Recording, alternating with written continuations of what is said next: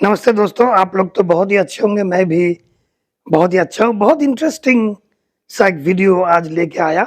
ज़िंदगी का 10 नियम, 10 लॉज़ ऑफ लाइफ।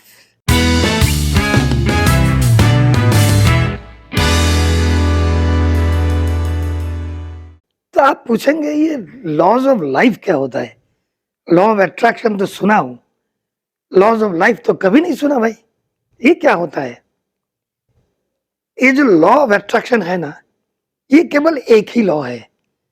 बहुत सारे लॉज़ ऑफ लाइफ है, उसमें से एक है लॉ ऑफ अट्रैक्शन, जिसके बारे में मैं बहुत बातचीत आप लोगों से कर चुका हूं।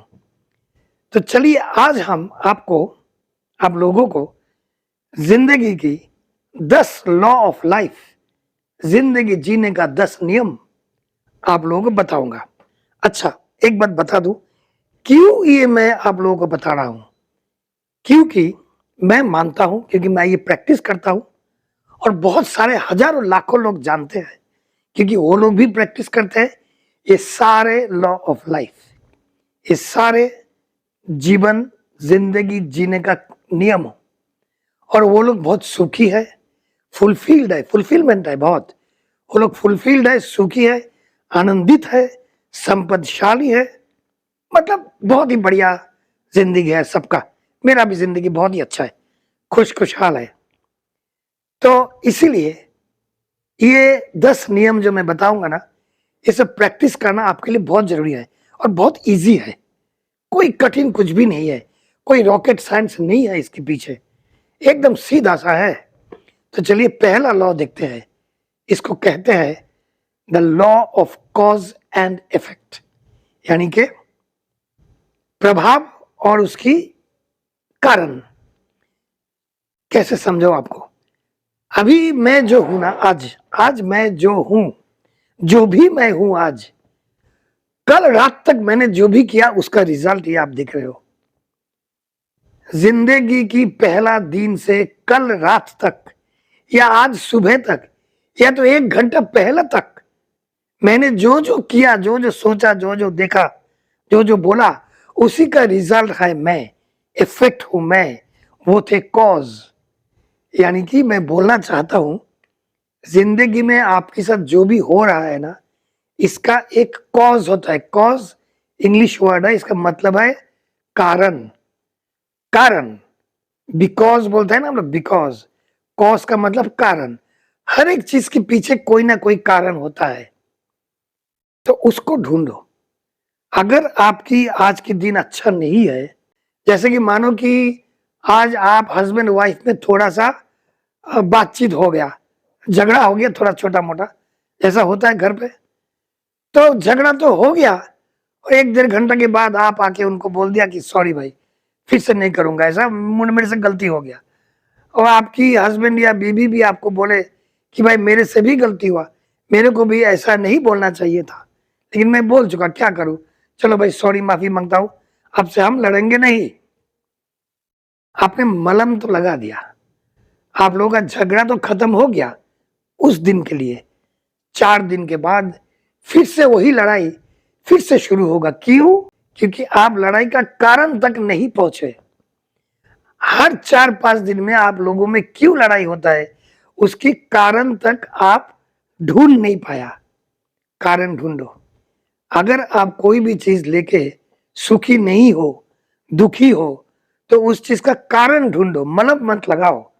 जैसा आई एम सॉरी, मैं मेरे से गलती हो गया, अब अभी से नहीं बोलूंगा, इस प्रकार का मलम लगाने से टेम्पररीली वो तो खत्म हो जाएगा आपका दुख, लेकिन फिर से आएगा। इसको बोलते हैं the law of cause and effect. कोई भी चीज लेके अगर आप खुश नहीं हो, उसका कारण ढूंढो, देखोगे वो दुखी वाला चीज, दुख देने वाला चीज आपके साथ और नहीं घटेगा। ये रहा 1 नंबर। अब चलते हैं 2 नंबर, दूसरा लॉ ऑफ लाइफ की तरफ। दूसरा लॉ ऑफ लाइफ है द लॉ ऑफ अट्रैक्शन, आकर्षण का नियम। ये आप लोग सब मेरा ये चैनल पे आप लोग बहुत बहुत देखे हो, हर एक वीडियो मेरा उसी के ऊपर होता है। तो लॉ ऑफ अट्रैक्शन होता है दूसरा लॉ ऑफ लाइफ। ये क्या है आप लोगों को पता है? फिर भी मैं बता देता हूं। जिस जिस चीज के ऊपर आप फोकस करते हो ना, जिसके ऊपर ध्यान ज्यादा देते हो, वो मल्टीप्लाई होता है, वो बढ़ते रहता है। मतलब आप अगर बार बार बोलते रहो कि मैं तो गरीब हूं, बड़ी दुखी हूं, मेरा पास पैसा नहीं है, ये जो गरीबी, पैसा नहीं है, आप दुखी हो, इन चीजों पे आप ध्यान देते रहते हो, आप फोकस करते रहते हो, आपका वो तीनों चीज बढ़ते रहता है। मतलब आप अगर हमेशा बोलोगे मैं बीमार हूं, तो आप बीमार ही रहोगे। लेकिन आप अगर बोलते रहो, सोचते रहो, ध्यान में रखते रहो कि आप सुखी है, आप आनंदित है, आप संपत्तिशाली है, आप यू आर वेरी हैप्पी, ऐसा ऐसा अगर आप सोचते रहते हो, तो वो सब चीजें बढ़ते रहेगा जिंदगी में, क्योंकि आप वो सभी चीजों को आप अट्रैक्ट करोगे। इसीलिए इसको बोलते हैं द लॉ ऑफ अट्रैक्शन।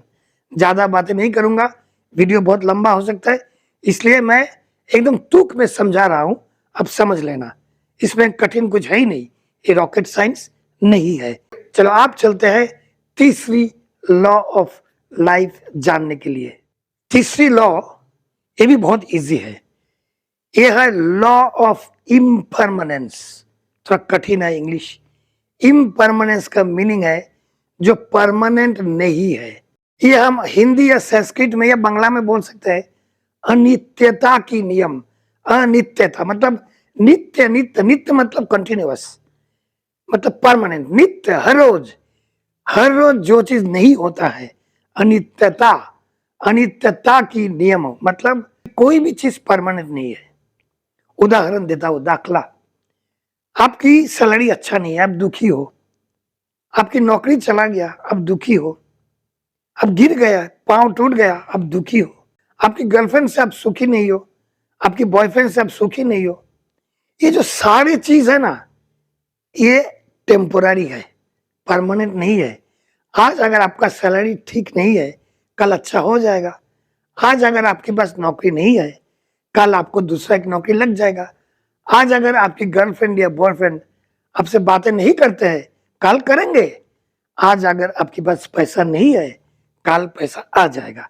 तो इसलिए ये बोला जाता है कि लॉ ऑफ इम्परमानेंसी, ये लॉ ऑफ टेम्पोररीनेस भी बोल सकते हो।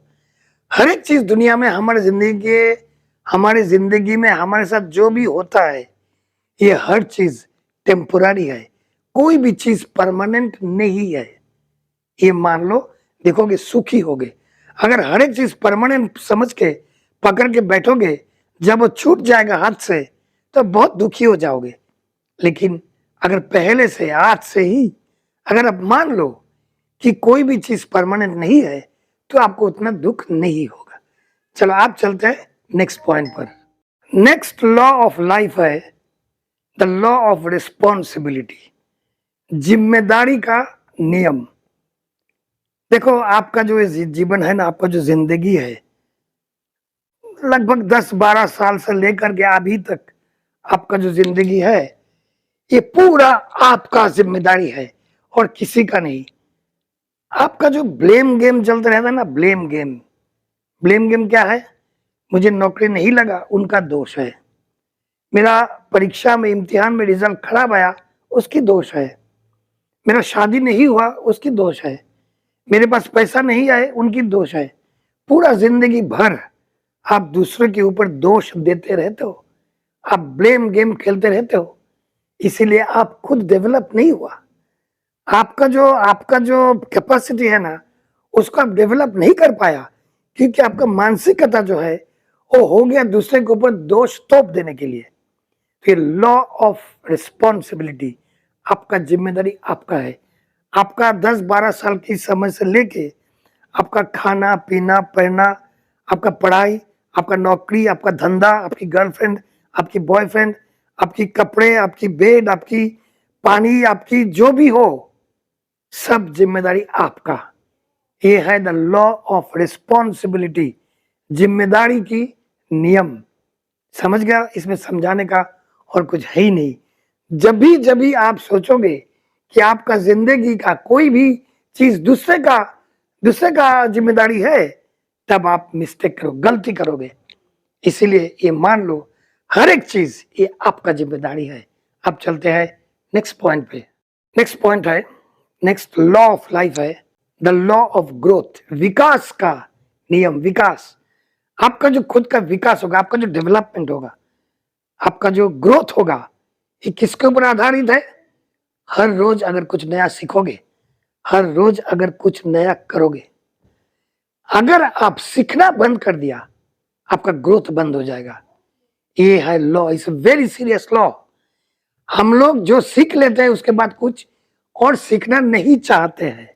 जिस दिन आपका सीखना बंद हो गया, नॉलेज बंद हो जाएगा, उस दिन से आपका विकास भी बंद हो जाएगा। आप जहां पर हो वहीं पर रुक जाओगे और आगे नहीं बढ़ोगे। आप रहोगे तो वही, लेकिन फर्दर डेवलपमेंट के लिए आपके पास नॉलेज नहीं होगा तो आपका विकास भी नहीं होगा। बहुत इजी है। अब चलते हैं अगले लॉ की तरफ। अगले लॉ है the law of balance. Balance का हिंदी क्या है? संतुलन। संतुलन होता है ना, भारसाम्य, balance. The law of balance मतलब लाइफ में बैलेंस रखने का। लॉ ऑफ बैलेंस में ये कहा गया कि ओनली काम और रुपया पैसा ये नहीं, जिंदगी में बहुत कुछ है। जिंदगी में हमारे लाइफ की फुलफिलमेंट के लिए लगभग 3 चीजें हैं, हेल्थ, वेल्थ और रिलेशनशिप। स्वास्थ्य, संपद और रिलेशनशिप। तो रिलेशनशिप, संपर्क क्या बोलते हैं पता नहीं हिंदी में संबंध, संबंध, हेल्थ और वेल्थ, ये 3 चीज हमारे लिए बहुत इंपॉर्टेंट है। कोई कोई व्यक्ति है देखोगे खाली पूरा दिन काम कर रहा है, वेल्थ बना रहा है। कोई कोई व्यक्ति है पूरा दिन हेल्थ के ऊपर बात करते रहता है, और कोई कोई व्यक्ति है पूरा दिन उसको प्यार, मोहब्बत, रिलेशनशिप, झगड़ा, मेल, फ्रेंडशिप यही बात करता रहता है। मतलब उनकी लाइफ में कोई बैलेंस नहीं है। हर एक चीज को टाइम देना पड़ेगा। हेल्थ, वेल्थ एंड रिलेशनशिप, इन तीनों चीजों में आपका समय ठीक ठीक बांट दो, बैलेंस करो, तो ही जाके लाइफ सुखी होगा। तो इसीलिए इसको बोलते हैं द लॉ ऑफ बैलेंस। अब चलते हैं नेक्स्ट लॉ पे। नेक्स्ट लॉ है the law of giving and receiving, मतलब देने का और पाने का एक लॉ है। देखो जो दाता होता है ना, दाता जो देते हैं, उसका हाथ कभी खाली नहीं जाता है, भरा हुआ होता है। आपके पास अगर प्यार है तो ही आप प्यार दे पाओगे। आपके पास अगर इन्वेस्टमेंट है तो ही आप इन्वेस्टमेंट कर पाओगे, और जितना दोगे उतना बढ़ेगा। 10 रुपया अगर इन्वेस्ट करोगे 100 रुपया होके वापस आएगा। 10 यूनिट प्यार दोगे तो 100 यूनिट प्यार वापस आएगा। इसके लिए ये लेन देन का जो नियम है ना, इसमें खाली हाथ बढ़ा के लेते मत रहो, हाथ बढ़ा के देते भी रहो। ऐसा करके दो, ऐसा करके लो, और ज्यादा ही मिलेगा, ज्यादा ही मिलेगा। ये प्रॉमिस है मेरा। इन लेन देन के हिसाब में जो दाता है, फिर से दोहराता हूं, जो देते हैं उसका हाथ कभी खाली नहीं होता है, भरा हुआ होता है, भरा हुआ। तो ये रहा the law of giving and accepting और रिसीविंग, देने का और पाने का लॉ या नियम। अब चलते हैं नेक्स्ट नियम की तरफ। नेक्स्ट लॉ है द लॉ ऑफ डिटैचमेंट, अर्थात मोह मुक्त रहना। मोह मुक्त रहने का नियम वो क्या है?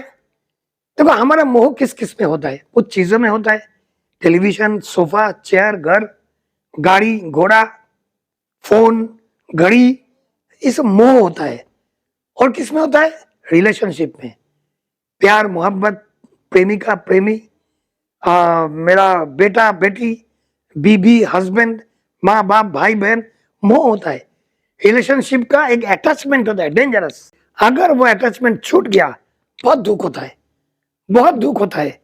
अगर तुम्हारी जिंदगी में कोई तुम्हारा प्रिय व्यक्ति चले गए, हम ये नहीं बोल रहे कि गुजर गए, कहीं चले गए तुमसे दूर, तो सहा नहीं जाता है ना। ये क्यों होता है? क्योंकि मोह होता है। प्यार तो होता ही है एक दूसरे के अंदर, उसके ऊपर से मोह भी होता है, एक दूसरे के सिवा जी नहीं पाता है। तो ये डेंजरस है, ये फेटल है। तो लॉ ऑफ डिटैचमेंट मतलब प्यार सब में बांटो, लेकिन मोह मोह क्या बोलूं, लेकिन अटैच मत हो जाओ कि उसके सिवा तुम जी नहीं पाओगे। तो ये रहा और एक लॉ। अब चलते हैं अगले लॉ पे। अगले लॉ है the law of patience and reward, धीरज और पुरस्कार। आपके अंदर अगर धीरज है, धैर्य या धीरज है, इफ यू आर पेशेंट, तो तुम्हारा बड़ा काम होगा। कोई भी बड़ा काम करने के लिए धीरज रखना पड़ेगा। छोटा छोटा काम करते करते बड़े काम पे पहुंचोगे। अगर तुमको लगेगा कि कल ही कुछ बड़ा काम कर लूंगा, नहीं होगा। और अगर नहीं होगा जब, तो तुम दुखी हो जाओगे। इसलिए धीरज, और धीरज के बाद रिवॉर्ड यानी कि अवार्ड या कि पुरस्कार जो तुम्हें मिलने वाला है। तुम्हें जो पुरस्कार ही बोलता है ना, रिवॉर्ड। ये रिवॉर्ड जो तुम्हें मिलने वाला है, फल जो मिलेगा, वो क्या बोलता है, सब्र का फल बहुत मीठा होता है।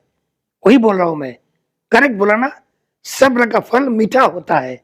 मतलब धीरज रखो, रिवॉर्ड मिलेगा, फल मिलेगा। छोटा मोटा फल के लिए छोड़ दो, जाने दो उसको। बड़ा काम करना है, बड़ा फल मिलना है, तो धीरज रखिएगा। अब चलते हैं आखिरी बड़ी इंटरेस्टिंग है। आखिरी वाला है द लॉ ऑफ ऑथेंटिसिटी। इसका क्या मतलब होता है? ऑथेंटिसिटी मतलब आप जो हो वो मान लेना। आप जो भी हो आप मान लेना। आप जो हो उनको फॉलो करो, उनको नकल मत करो, फेक मत बनो। आपके अंदर जो है, आप जो कर सकते हो, जो चीज करने में आपको अच्छा लगता है, जो चीज में आपका प्यार है, उसको रिकॉग्निशन दो। दूसरों ने आके बोला कि भाई ये चीज कर, अच्छा काम होगा, मत करो, क्योंकि उनका डिजाइन से जिंदगी मत बनाओ। ऑथेंटिक रहो, ऑथेंटिक। तुम सच्ची में जो हो वही रहो, और उसी के ऊपर तुम्हारा डेवलपमेंट करो। तुम्हारा खुद का स्किल के ऊपर तुम डेवलपमेंट की काम चालू करो, देखोगे तुम सफल और सुखी हो जाओगे। ये था the law of authenticity. Hindi में क्या बोलोगे? हिंदी में बोल सकते हो कि सच्चाई की, मुझे नहीं आएगा, तुम जो हो मैं स्क्रीन पे लिख के देता हूं, तुम जो हो वो मान लो। तुम सच्ची में जो हो उसको रिकॉग्नाइज करो। द लॉ ऑफ ऑथेंटिसिटी का हिंदी मैं स्क्रीन पे लिख के दे रहा हूं, ट्रांसलेट करके। उस शब्द मुझे नहीं आ रहा है, तो बस इतना ही बोलना था। आप लोग सब अच्छे रहना, आप लोग सबका मंगल हो। फिर मिलेंगे, जाओ जीत के आओ।